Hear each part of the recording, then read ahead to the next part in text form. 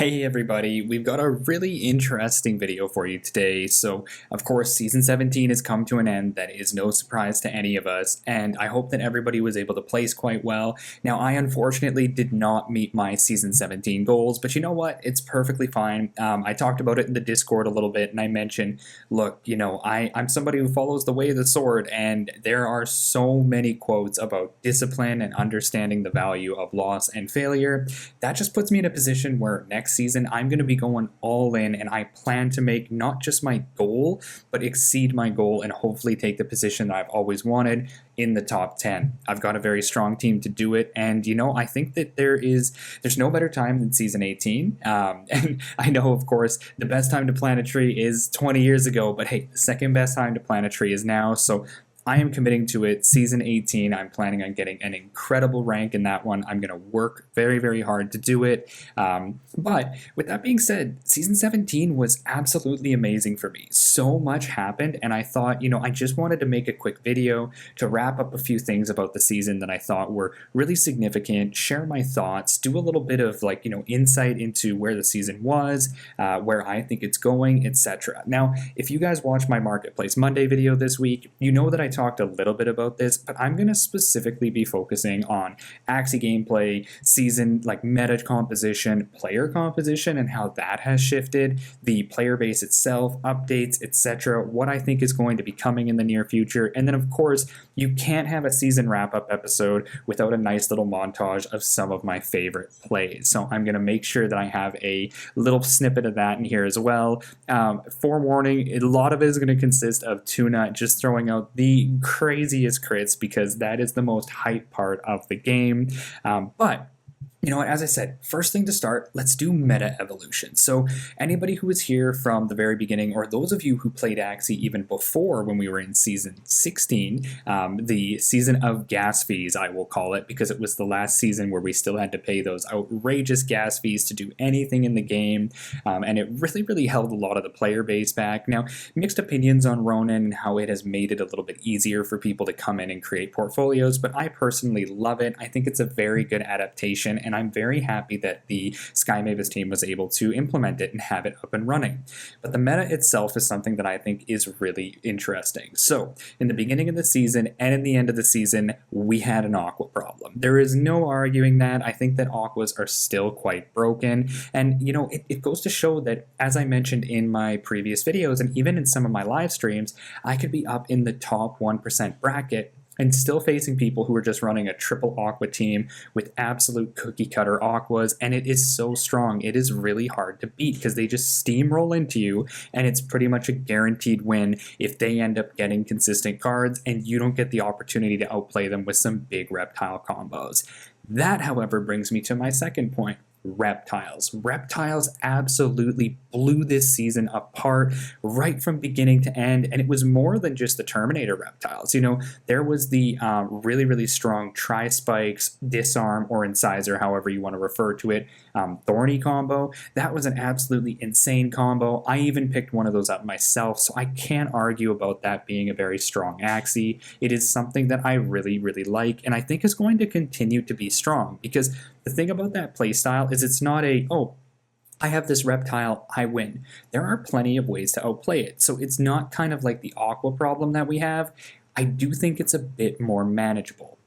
But that's to say that we still do see them a lot in the meta. Now, talking about reptiles and talking about problems, we cannot forget about the Terminator. Yes, the Terminator created a lot of problems. And the funny thing is that we still kind of had these problems in Season 16. It's just that they were bugs, not reptiles. And now you're seeing Terminators of all shapes, sizes, and colors. I think the other day I saw, it was kind of a bit of a knockoff Terminator, but I saw a plant built like a Terminator, and I think it had bamboo shoot on the horn. It was just absolutely insane. Everybody is making Terminators, and they're working. So I do think that the Terminator playstyle with that really strong snail shell and ability to stun you is probably in the meta to stay. However, we've started to understand ways to counter it, and I don't think that it's as overwhelming as it used to be. I do, however, think they're probably going to make some changes to a few things. One of the things might end up being the way that Mystic Rush works, who knows, but I think that we're in for a little bit of a Terminator change in the near future. So those of you who are just absolutely pulling your hair out about Terminators, I mean, just be patient, hold on, we're in the off season. It's not as debilitating as it was in the primary season because people are going to be playing around a little bit more, but another big part of the meta that I think ended up coming in and just changing things up a little bit, which I thought was quite unique. I liked it. I actually liked it quite a bit, was how a lot of beasts came back into the meta with these really unique builds. I saw so many beasts up in the upper elos of the, I'd say maybe 2,000 to 2,300 MMR bracket that were extremely min-maxed and very, very strong. And I think the reason they came back in is because reptiles were so strong. So it kind of just reflected in a really, really good and positive way for beasts. Now, I do think that, you know, my mascot being Toonut himself, Toonut is king. I love him to bits, but I don't think he's the kind of beast that is strong right now. And I think we've understood that, you know, that old face roll beast that was just crit, crit, crit, crit,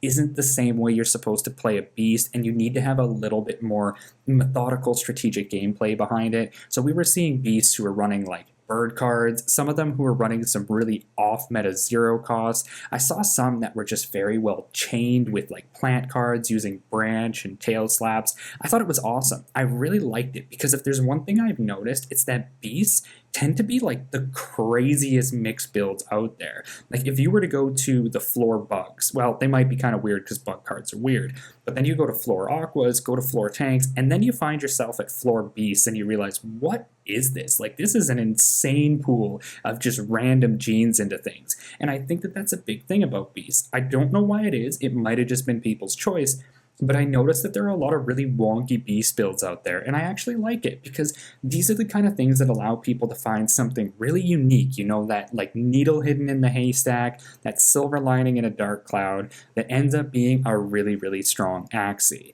Now, talking about cheap Axies that are very strong, there is another one that I have to mention, and that is those damn healers. Oh my goodness, they were driving me nuts.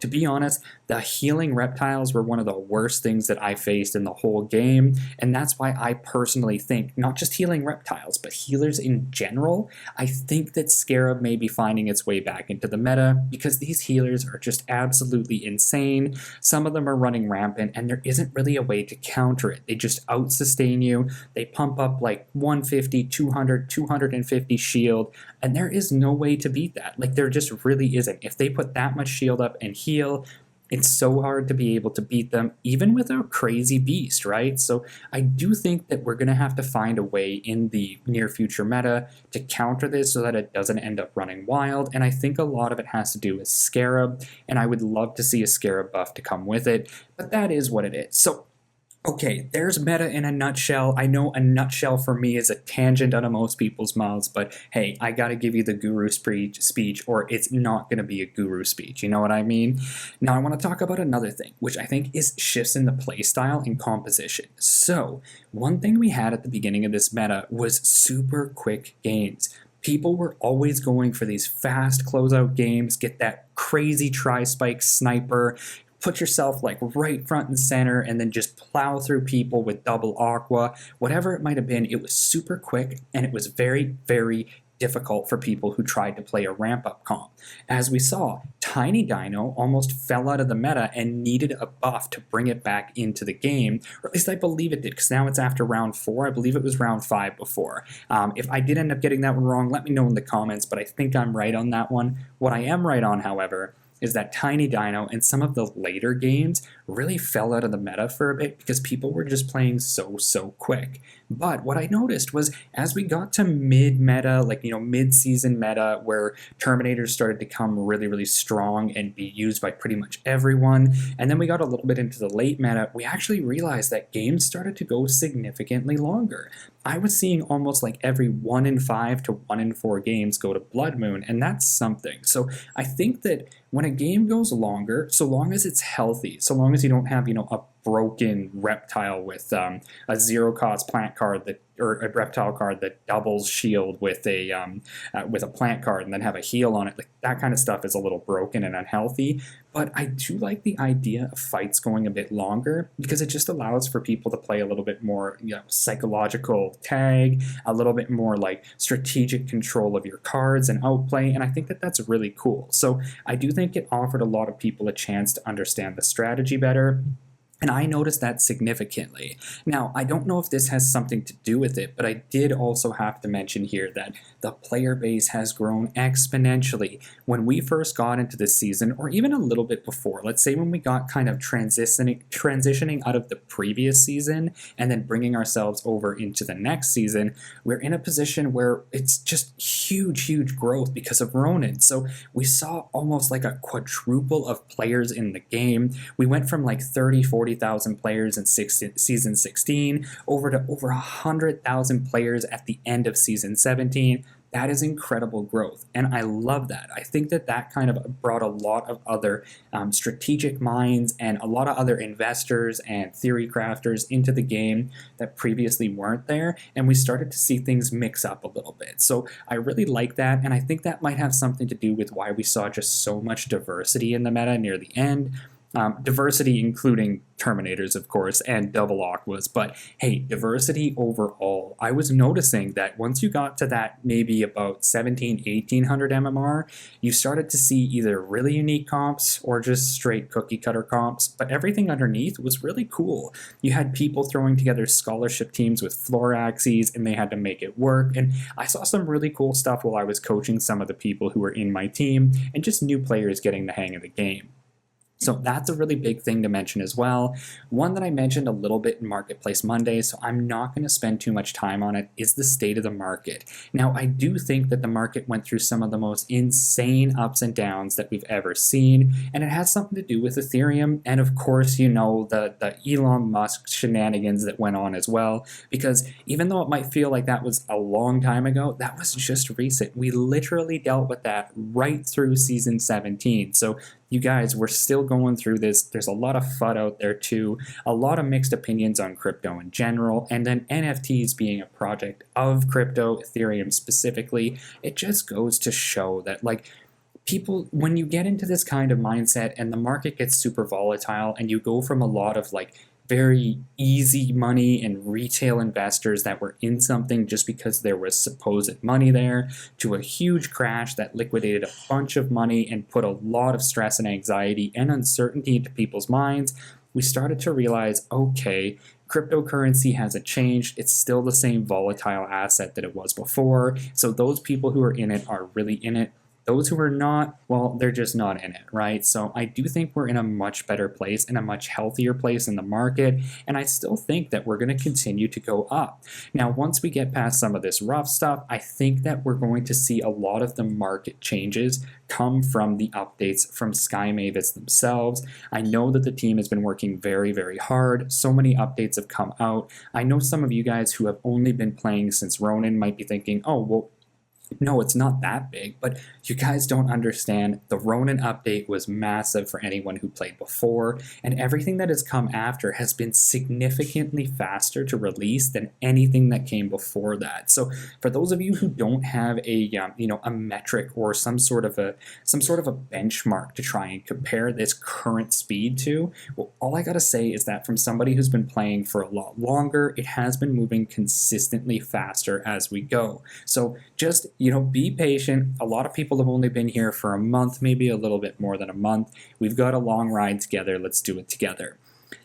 Okay, so that was quite a little bit. Now I want to share one final thing before I get into a few shoutouts about the community, and then of course get into the highlights, and that is my outlook on the game. So anybody who's been in the Discord knows that I've had a pretty solid outlook on the game from beginning to create content until now, and it's that I'm relatively bullish on this game. I love games in general. I come from a professional gaming background. I started way back when I was a teenager playing Call of Duty professionally, actually. I was winning local tournaments and spending way too much time and pumping way too much caffeine into my veins, so clearly that was not sustainable.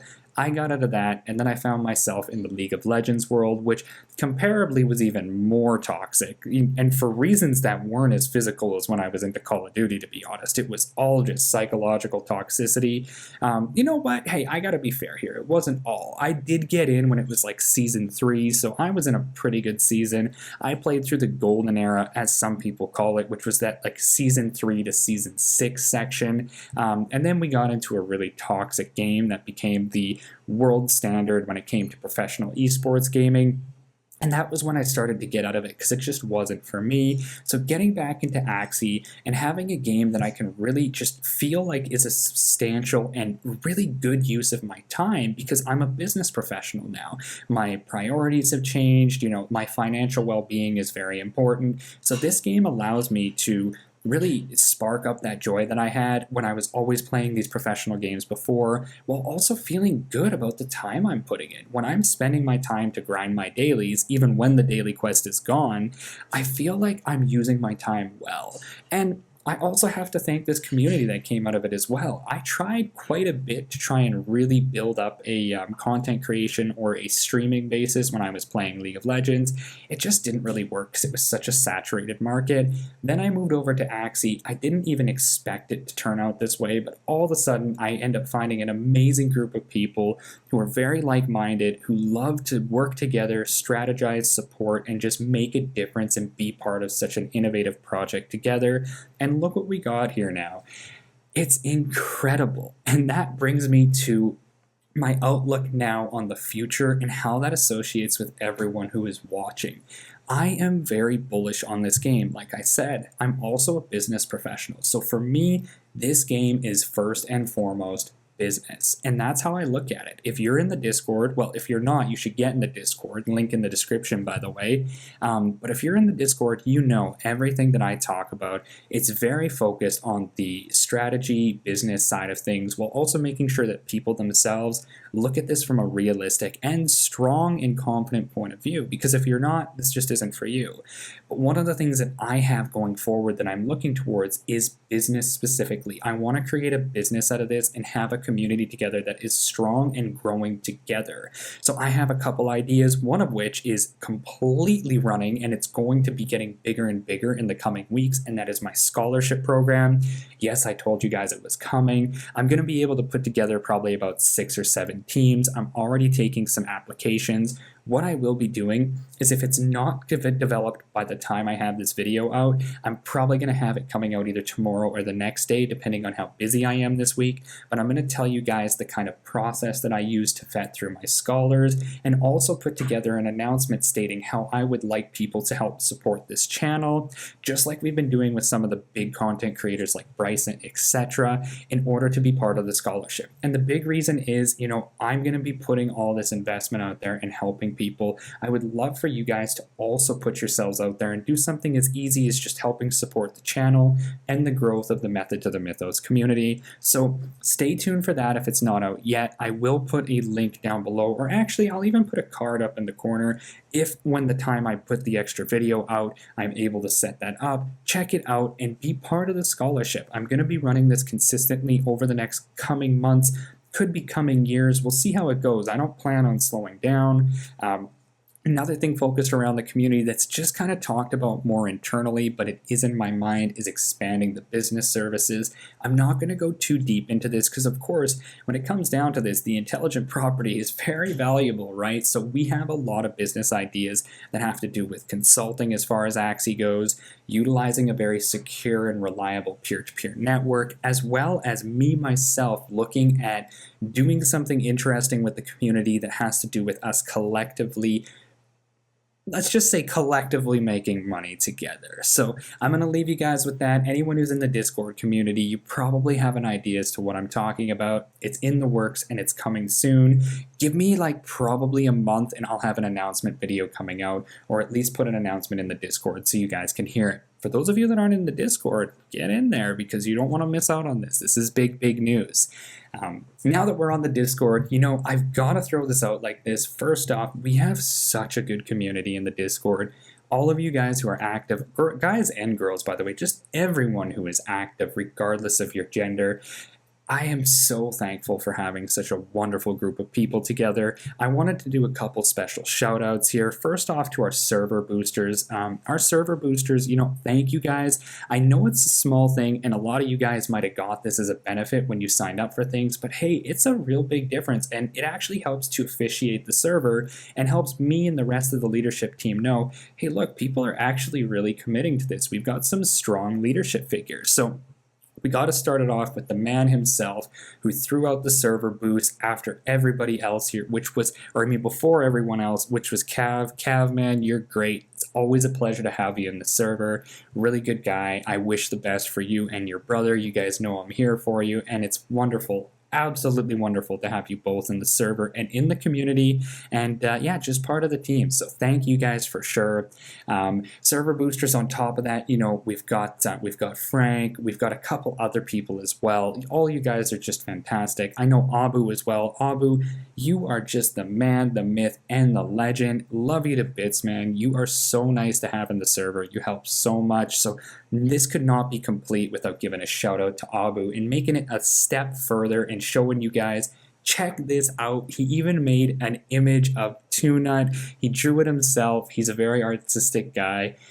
You're great, man. It's so nice to have you in the server and have you a part of the community. So thanks for being around. Gotta shout you out for sure. Some of the old time names too, like Paul, Mugen, Monster. You guys are great. EK, nice to have you in here as well. Always nice to have those longtime members who've been around since the beginning. Just recently, we got a few more actual bigger names. Some of the content creators in there. Shroom, my man, I know you threw that one tweet up on Twitter that just put a smile on my face. Hilarious, but awesome. I'm happy to know that you're getting some value out of my videos. It's a pleasure to have you in the server as well. There's so many other names. I could just spend the whole time talking about these because there's so many good people in the server. Some of the other people who are really, really helpful too, like Mike. Mike, I see you in the server always answering questions. You're great. And then two of my biggest mentions I got to put here are the other members of the leadership team.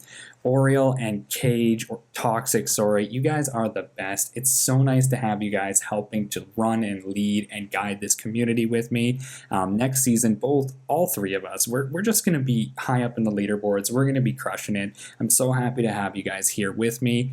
You guys are all part of the community. You're what make it tick. So, okay, I'm done being mushy. I'm done with the shoutouts for now. If your name didn't get mentioned, you are equally, if not more important than everyone else, myself included, so don't think that you're missing out in any way. I just had to put these names out there because they were super big names that were helping out in the server and have been really big figures. Anyone who's watching this, who's in the Discord server, none of this came as a surprise to you. All these people are big names. Make sure you show them some love if you can.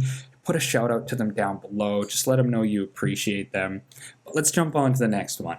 Now we've got to get into the point where I am so excited to see, and I'm going to have it take over a little bit, but we're going to do some of the highlights from the Season 17 games I played. This consists of my Zero to Hero series. This consists of some of my live streams I did. This is just all the awesome plays. There's not tons of them because I don't want to make it just a highlight reel, but wanted to throw a few highlights together so you guys can see some awesome stuff. So live it up, enjoy it, here we go.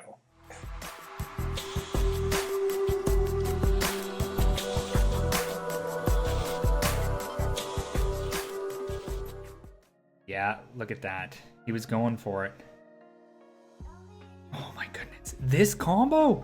This is crazy. He might actually get me here just because of it. That's a really, really strong combo actually, because he has the jar plus the snail shell. So it stuns me. Okay, now he's just saving up. He'll have 4 energy. He goes first, right? Nope, I go first. So what we're gonna do, we're just going to do the double sinister, hope for the crit. If we get the crit, it's great. If we don't, then we don't. We got to go for it, though. He's going for the 4 cards. Oh, and we got the crit! Let's just keep going like this. The Crimson does more damage than the Babylonia. That's why I'm using it. Yeah, it looks like this is just probably an... Oh, my goodness! I was less than 50% health! I actually didn't realize that. Okay, that is a passive on Crimson, by the way, that I completely forgot about, and it seems he completely forgot about. what ends up happening is when you are less than 50% health and you use Crimson Water, as I can show, I'll bring it up here, it targets Axies whose HP, it targets injured Axies. So his reptile was injured, and my frontliner just ate him for breakfast, which is absolutely hilarious. I was not expecting that, I'm not gonna lie. Now he's got to choose. He either uses a double allergic and a double chomp. Okay, no, he does use the normal combo. This isn't gonna kill me. It's gonna hurt, but it's not gonna kill me. Oh, great. Okay, so I'm gonna have to shake the stun. We need a crit here, and then go for it. Come on, no crit. Oh, we need a crit. We need a crit so bad. It won't kill him though. Oh, we got the crit. Oh my god. Now we just got to shield up. Holy shit, guys. That was nuts. Okay, so we're in the same position we were before. I don't think we're gonna be able to beat him this time, though, guys. I don't think we can get that 2 times in a row. We'll try it. Like, we will definitely try it, but I don't think we're gonna get it 2 times in a row. We'll see, though. We will see. Come on, Tunut. Show us how it's done. Okay, he's just using the normal combo right now. He might be down to his last energy. I thought he had 4 energy, but maybe I just mistaken that. Ooh, we crit him. What? Oh my goodness. Tunut, man. What are you doing? What have you been... What, the double crit? Oh my... Somebody get this man a fucking badge. He deserves an award. Hey, hope you guys enjoyed it. We've got to finish it off with that crazy Tunut play. And you know, funny enough, for anyone who's in the server, if you saw my facial reactions in that one, yes, that specific live stream is where a lot of the emotes in the server came from. That was just an intense live stream. One of my favorite moments in the entire season. It was so nice to have so many people around too. I think we had a peak of like 50 people in the live stream. That was just nuts. So happy to have that many people. It's great to know that there's that many people who want to watch, and to be honest, that just helps motivate me. I'm going to be doing it in the future as well, so I'm thinking about putting together a schedule. I don't have one set yet because I am still pretty busy, but I'm going to try and get it at bare minimum every other Saturday. If I could do it every Saturday, I will, but I'll try and get a live stream going so you guys can get in. We can do some one-on-one, you know, live interaction. You guys can see some gameplay, make some suggestions, and just have a good time. I think the live stream was really enjoyable. I might even be doing a little bit of like the scholarship vetting through the live stream. Who knows? Keep yourself tuned.